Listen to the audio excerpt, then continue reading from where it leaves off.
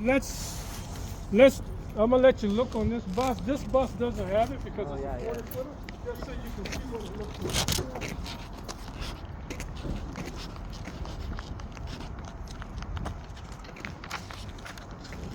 So you will undo these little rubber things, just hold this up, lock it in place, okay?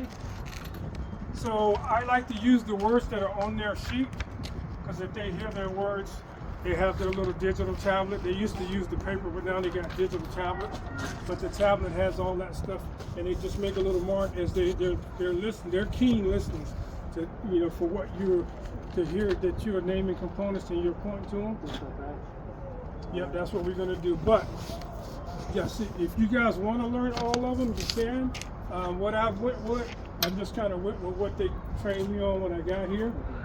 So this is how I would do it. I would say, I'm going to show you these are my steering components or my steering linkage. Okay.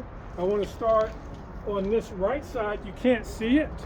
You won't be able to see it with your eyes, but on that right side right there is what we call a hydraulic fluid reservoir. I'm saying that correctly? Is that what's on your sheet? Hydraulic fluid reservoir. Yes. Hydraulic fluid reservoir. I would check it, make sure it's securely mounted. It's not cracked, broken, or damaged, no loose or missing parts, and it's not leaking. Okay? And I would also check it to make sure it's at proper operating range. That's a key phrase for the DMV. Proper operating range. Anything like this thing right here, this hub seal, it's got to have oil in it. You want to say that I would pull this off, I've inspected, make sure it's at proper operating range. That's in the book, okay? If it's like you checking a fluid, they want to hear that word. I would check my oil, wipe it clean, stick it in, make sure it's at proper operating range, okay? Next, we did our hydraulic fluid reservoir right here. You see the square box, everybody? Yeah. This square box, this is your steering gearbox.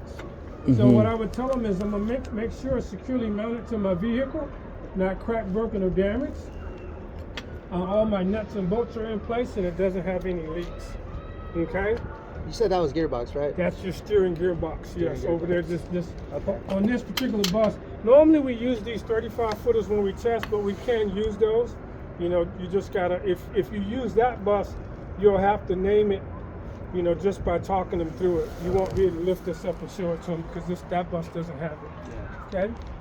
All right, so we go hydraulic fluid pump, steering gearbox, and then I would say, because your sheet, on the grade sheet, it's actually written steering linkage, I would use that term for them and say, now I'm going to show you my steering linkage. That consists of my drag link, which is right here.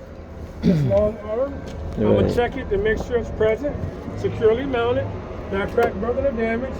And these things right here are called U-joints. Okay, I'm going to make sure that the U-joints are not worn. That's what I would tell them. Okay, I will follow that down, and then this little thing right here that looks like an elbow, okay, that's called my pitman arm. I did my drag link. That's connected to my pitman arm, securely mounted. Make sure it's not cracked, broken, or damaged, and that my my ball joints, U-joints in there are not worn. Okay? Right here it says steering arm. Is that the same thing as that, or where is it? Is it this one, steering arm? I believe it's something different. Yeah. Yep. So those are the components that I usually name. So